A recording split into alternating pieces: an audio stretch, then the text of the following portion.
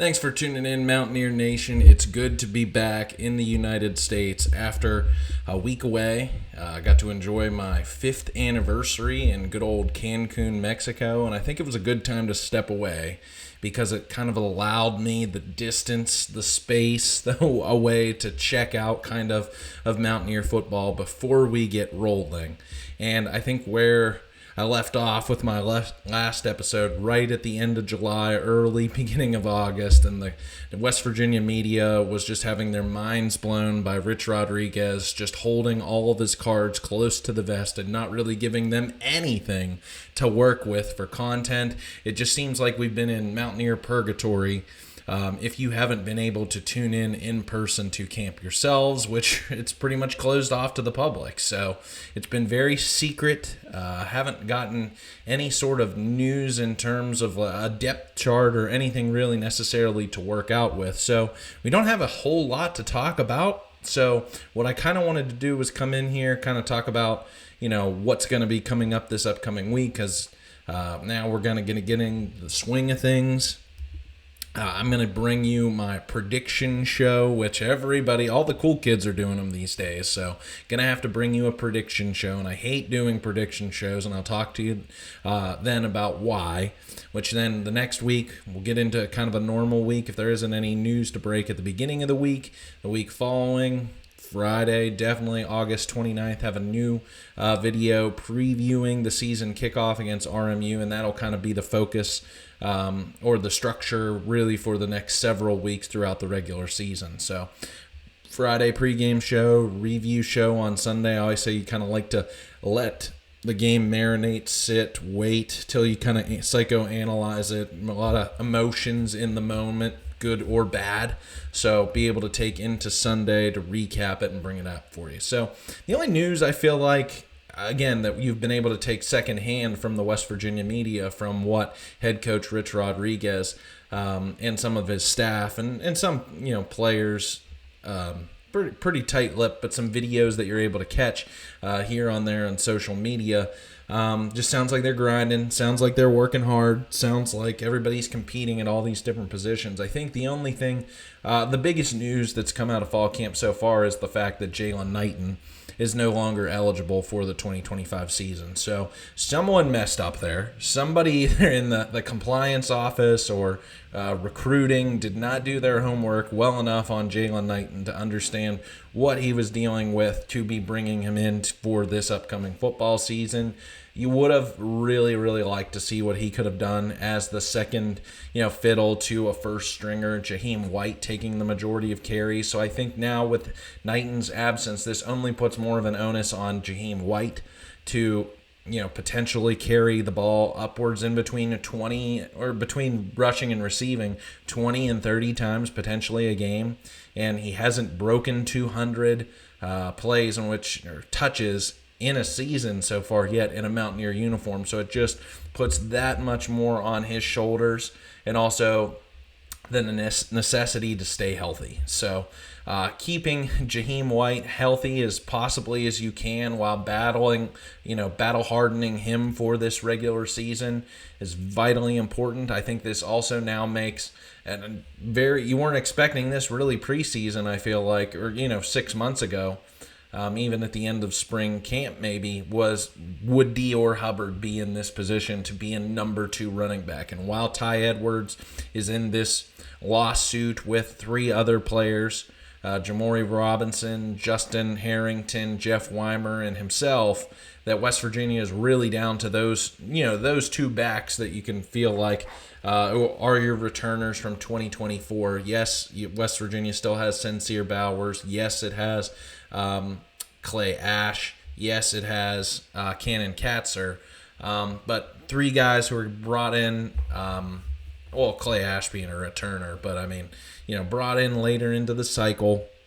Now they've also went out there and added Andre Devine, Noel Devine's son, over from Jacksonville State after taking a red shirt there a year ago. Also adding a Tyler Jacklich from Merced College JUCO to try and bolster this stable of backs. I don't necessarily think you need that many. I think that kind of across the board on a lot of these positions I think really this is personifying a case in point that's just a odd, I feel like, scenario or operationally by Rich Rodriguez and his staff this season, or this preseason, is the necessity to feel as if you need to go 6, 7, 8, 9 deep at some positions.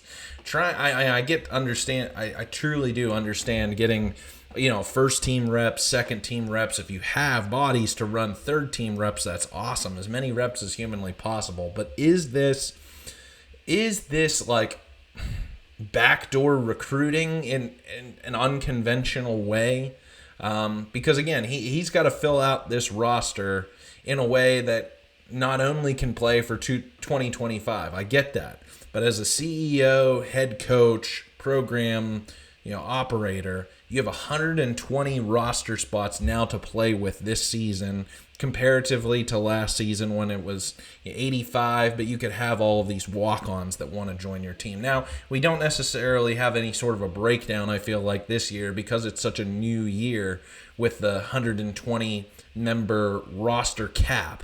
But what I'm just wondering in the back of my mind here, as West Virginia is going to compete for this 2025 season, but is Rodriguez trying to find those soldiers who maybe they're not necessarily going to play or contribute the type of starter type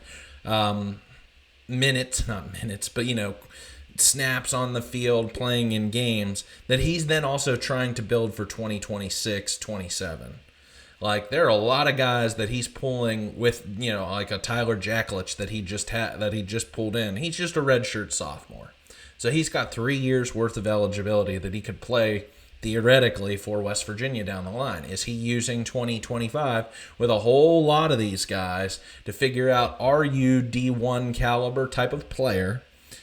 Can you cut it week in and week out in a rule if he runs practices like he's had during this fall camp all season long, which I think that's, part of the earned success type of hard edge model, to then try and cut down and find guys, well, wait, maybe I don't have to do such a huge rebuild for 2026, that I can find guys that I'm trying to, keep as holdovers, that again, if they want to be here, if they have a very hungry attitude, yes, maybe they get, a few snaps here and there throughout the season, but then that I can get them to stay, retain for 26, so that isn't such a huge roster rebuild in terms of total volume for next year. I think that's the case because, think about how many players portaled out of West Virginia as West Virginia was adding players. But still, this was a year of attrition, an off-season of attrition. So that's where I can kind of feel as if, yes, we're still going to have the traditional. I know what he said. I know what Rodriguez has said. Is if I can set an NCAA record for how many players that can be played in one season, I'm going to do so. Yeah, I understand that fact, and I hope he can still do it. But when you're in a one-score game against TCU in October, or you're in a one-score game in the fourth quarter against Kansas, you're trying to fight your toughest battles with your strongest soldiers. So the cream is rising to the crop, whether he's going to verbally express it to the media, out to fans in these press conferences or not, and it's just going to be time will tell. Now, I don't think that's necessarily going to come to a forefront until September 13th because, luckily, West Virginia has this college football rendition of a preseason, starting it off with an RMU team from the FCS level and an Ohio team that's going through a massive rebuild with a brand new head coach. Yes, an upperclassman at quarterback, and why that game might be a little close for comfort in the first half. But West Virginia has 2 weeks to iron this out in a game setting to find those playmakers. I think guys are probably tired of hitting the guys in similar jerseys as them. I'm sure defensive backs or wide receivers are tired of being harassed by the same defensive backs. Same with offensive linemen hitting the same defensive linemen and vice versa. So I think that's what they can use these, the last day of August and then the second game of the non-conference slate before everything comes to a head September 13th against Pitt. So that was something that I would say a little bit of a head scratcher. Well, something to note was being the running back depleted depth as it was there. And now looking more like it's going to be a Jaheim White, Ty Edwards when he finally gets back, and then take your pick out of either Dior Hubbard, Sincere Bowers, or Cannon Katzer for this running back core. So really would have liked to have Jalen Knighton, but it hasn't happened. And then same thing, I think we're all anxious about quarterbacks. I think I'm, a little bit anxious. Went on it was a guest podcast feature on the Coal Country podcast. We recorded today here on Sunday with Tyler and Ian. And one of the things that I mentioned on there is who will rise to the top at the second string wide receiver. Like seeing clips with some big catches. Love seeing that. But we have a lot of different mouths to feed, and you can only get so many receivers out onto the field at any given time. So what does that, and with that, because now you're trusting maybe a little bit more of an unproven running back group, especially once you get behind Jaheim White, does Rodriguez try and pass the ball more? Talked about this when I did my offensive preview show a few weeks ago and saying that, traditionally throughout the years, statistically, Rich Rodriguez-led offenses are going to run the ball somewhere around 60% of the time. But I'm sorry, you got a fourth-year quarterback, or in the case of Jalen Henderson, even a fifth-year quarterback, at least one with some starting experience at West Virginia. And playing in today's Big 12, I think you're going to have more of a prolific offense than what we fans might expect, given what we saw out of the West Virginia offenses in the mid-2000s under Rich Rodriguez. I'm kind of leaning more toward I think we're going to see more passing than we originally thought. And I think Nico Marchiol has all capabilities to be able to do it. Now, do I think we're going to see a Dana Holgorsen, Jake Spavital type led offense, of an air raid? Absolutely not. No, this is still going to be a run-based, heavy run offense. But if some wide receivers, and I'm looking at those inside wide receiver, like inside slot position guys, and I think there's probably not much separating Rodney Gallagher versus Man Singleton and Preston Fox there at those three slot positions. So if you get two of those guys out on the field with a Cam Vaughn, I'm pretty comfortable about that. Now, Jaden Bray got to go with the squad to Big 12 Media Day, so it kind of seems as if maybe he's a presumed starter. I don't know just yet. But I do feel a little more confident in thinking, because right now we're all kind of speculating here, that there might be more of an emphasis on the passing game maybe than I necessarily thought. But we won't really know that, I feel like, until week 3 and beyond. And then some of the ads that have happened. Again, I think that might have to do with some sort of unconventional type of recruiting, but trying to fill out this defense, offense too, and getting somewhere into a 3 deep. So West Virginia added a linebacker, and Olu Omatoshu from Oregon State, who was in the transfer portal, Caleb Newey-Yandel, who was also out of the transfer portal in from the JUCO stages. Just got an offensive line commitment today, a preseason JUCO All-American on the offensive line. Also I think there was a corner as well. Yes, B.J. Hendrickson, a player from Franklin Pierce. I had to look this up, Division II. So again, and he didn't even play football there at Franklin Pierce this past year. Didn't at least accumulate statistics, but ran track, so he's got some speed. So I'm just like, wait a second. By all my measures and accounts here, I see 121 on the roster. So if that means somebody has quietly quit,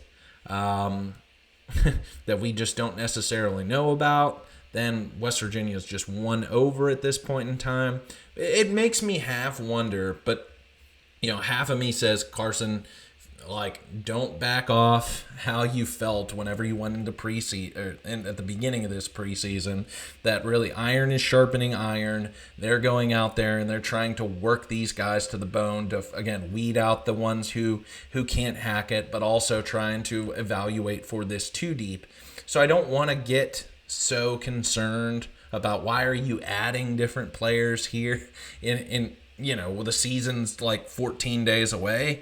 So that's why I don't want to get necessarily too caught up into that, but it strikes me as a little bit odd when, again, you're trying. I think just ultimately what Rodriguez is trying to do is build, again, 3-person deep depth, understanding that this team is going to be better, as the whole of its parts, rather than the sum.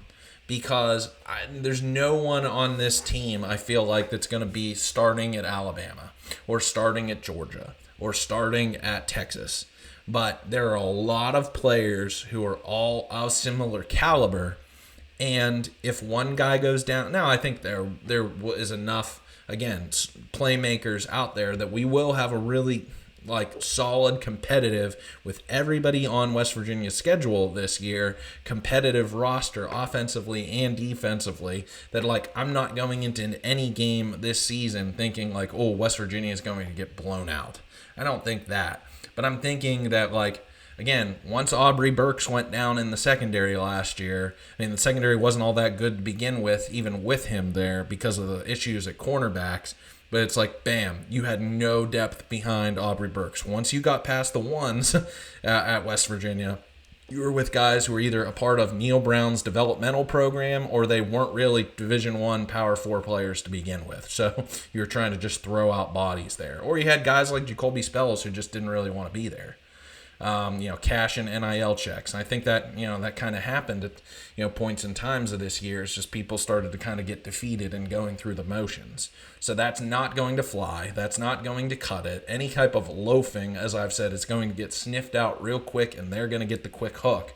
And so it's going to be replacing interchangeable parts. I don't care who you are. So I think ultimately, no news is good news from a standpoint of, doesn't sound like we've heard of any traumatic injuries. I'm sure just the bumps and bruises of a fall camp have probably added up. But also, I don't think there are any red flags out there that West Virginia can't compete with all of the teams that it has on its schedule. So I think that's a good thing. I think that we need to see some football. We need to see this team run out there. They're top 11 on offense. They're top 11 on defense. See how they play in a game-type situation against an opponent wearing different uniforms and not going up against the same kind of players who know you're running the same plays, so you know what they're going to do or their tendencies if you practice with them every single day. So I think that we finally just need to see that. And I think that's coming. And I think it's good time, right now to be a West Virginia fan and to be optimistic for this upcoming season. So last thing I'll kind of end this video on, news, popping this week of the AP Top 25 preseason poll. Man, I was thinking about leading kind of this video off of saying, making that kind of the topic for this show, but I don't think there's enough juice or enough to say to really lead that and be the primary focal content of this video. But it just does suck getting that graphic sent to me from a couple of Pitt fan friends, seeing West Virginia is just only ahead of Rutgers for as many consecutive weeks outside the top 25 AP poll. Got to go all the way back to the end of the 2018 season with good old Will Greer, David Sills, Gary Jennings, David Long, those Trayvon Wesco, that cast of characters when Dana Holgerson exited, departed, went to Houston and walked away. And it's just, I don't think we need to go down memory lane and chronicle the entire Neil Brown era, but I think that streak is going to end soon. I'm not trying to nail a stake down into the ground, so again, you're going to have to tune in later this week for my season predictions episode, and I'll kind of walk through some of the scenarios and then give you my game-by-game predictions. But I think that West Virginia is working. It's definitely working towards that.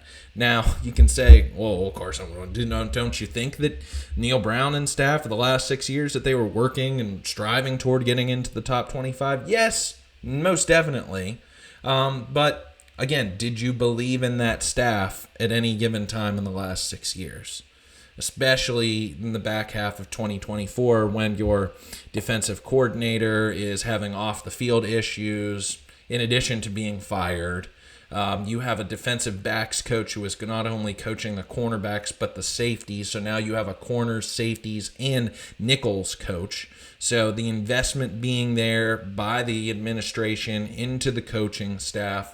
And then what West Virginia has been able to do in tandem with then Country Roads Trust and Golden Out, combination of how this is going to work with the rev share to go out there and add all of these players to build up this depth so quickly.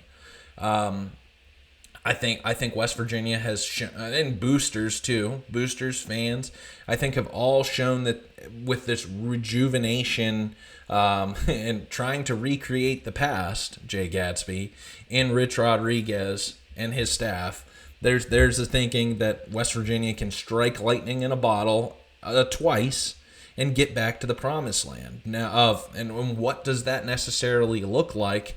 I don't know necessarily. I think it first and foremost needs to start out with winning this Big 12 conference. It is pretty embarrassing, in my opinion, that West Virginia, even with Texas and Oklahoma in this league, has not been able to win a conference championship. And I said this whenever, at the beginning of when I created my channel 2 years ago, saying that now with Texas and Oklahoma leaving the league, that there would be this battle of a crab pot of teams trying to nick at the heels of the other ones of trying to climb Mount Everest. And that's certainly being the case. It seemed like Oklahoma State was in free-for-all this past season. Utah quickly realized that it's not so easy transitioning from the Pac-12 over to the Big 12. You got, hot shots like programs like UCF coming in real loud and proud saying that they're going to steal the show, and they're as quiet as a church mouse. So the Big 12 is rough. It's rugged. I've heard some podcasters and some programs out there saying that the Big 12 doesn't necessarily cannibalize itself. Yes, it does. Absolutely. I think that is the Big 12 conference. It's a meat grinder. There's so many closely associated, not in terms of geographic proximity, not in terms of ideology, but just in caliber, pedigree, quality of recruiting, that nobody out there has taken the mantle. And I think that's what Brett Yormark, commissioner, said at the Big 12 conference, and what really he meant to say behind the words that kind of came out in a way that I didn't really like them, is that he in the conference, and I think fans are looking for someone to break through and become like Clemson has for the ACC, and that can be a year in, year out perennial contender, and then can also compete on a national scale. Can any of these teams in the Big 12 do this on a yearly basis like that? It's kind of where they are, and I feel like athletic, department budget for football, coaching pedigree, overall recruiting. I don't know necessarily just yet. And we haven't seen that in just the short year that Texas and Oklahoma have been out of the league, that it seems like those two conferences, the SEC and the Big Ten, have raised their profile so that now that they're 8 to 10 deep in competitive teams within that top 25. So if you look, and I think I'm going to release this video before when I release my top 25, power ratings to enter the preseason. Now you'll get a power ratings for the preseason, but every single week, from week 1 through the end of the regular season from me, you'll get rankings, because it's only important, I feel like, power ratings to take in consideration the strength and talent of your roster, your coaching pedigree for the preseason, to kind of give everybody an idea of how strong on paper, but again, game's not played on paper, these teams are coming into the year. Now, take that for what it's worth. Some people say you shouldn't rank teams until week 4 or even week 6. I don't think so. I think you can at least put all the college football magazines that people spend money on, thousands and dollars across the country every year, do this kinds of thing. So I thought it was kind of, the argument was a little bit silly that the Big 12 didn't want to release a preseason poll. So I think that there could be 5 teams out of this top 25 power ratings going into the year. Now, West Virginia only plays 2 of them. 2 top 25 in the country on my list. So there is so much to be had, I feel like, for West Virginia this year. That the schedule, they got some road contests like at Arizona State, even at Kansas in a brand new stadium that's going to be their Big 12 opener for the season. You got to go back on the road to Houston where, as we know, West Virginia kind of laid an egg in 2023. And then you got to go on a Friday night to those crazy, sober Mormons out there at BYU who are just eating their milk and cookies and screaming their lungs out. So it's an odd schedule in terms because West Virginia's playing all these Mountain West time zone teams this season, Central Time and Mountain West. So and even Pacific in the case of Arizona State, I feel like depending upon time of year when their time changes. But that's ultimately what I mean to say is that there's still a lot. There's everything out on the table for this team, even though we don't know. It's 78 newcomers to this team. It's just ludicrous, absolutely crazy that West Virginia has made an entirely new team out of all newcomers. So because of that, it's hard to be bullish on this team, but I don't think that this team is so far away as the national media will say that it is from getting back into the national top 25. Now, being a perennial top 25 program again, where it was in the mid-2000s into early 2010s, I still think West Virginia has work to do. Definitely. But you have to just play the season as it is, and every week is a new season. I know that's kind of a cliche term, but West Virginia has it all out there to take it game by game with the players that it has right now and to compete and put up W's. So love to know your thoughts on all of that. Again, kind of a hodgepodge of nothingness, I feel like, for this week, but we'll bring you kind of my game by game breakdown predictions for this 2025 season. As much as I don't want to, I know that's what people want to hear and want to talk about. So we got to do it sometime this week. So love to know your comments here on YouTube. If you've liked it, please like it so more Mountaineer fans can see it across YouTube. Love to have you as a subscriber to my channel as we gear up for the kickoff, which is now just, in 13 days against Robert Morris down at Milan Pushkar Stadium. New season. Love it. Tell your friends, tell your family, tell your dog that I do this each and every week and have a lot of fun doing it. Hail West Virginia, spot the ball, and let's go, baby.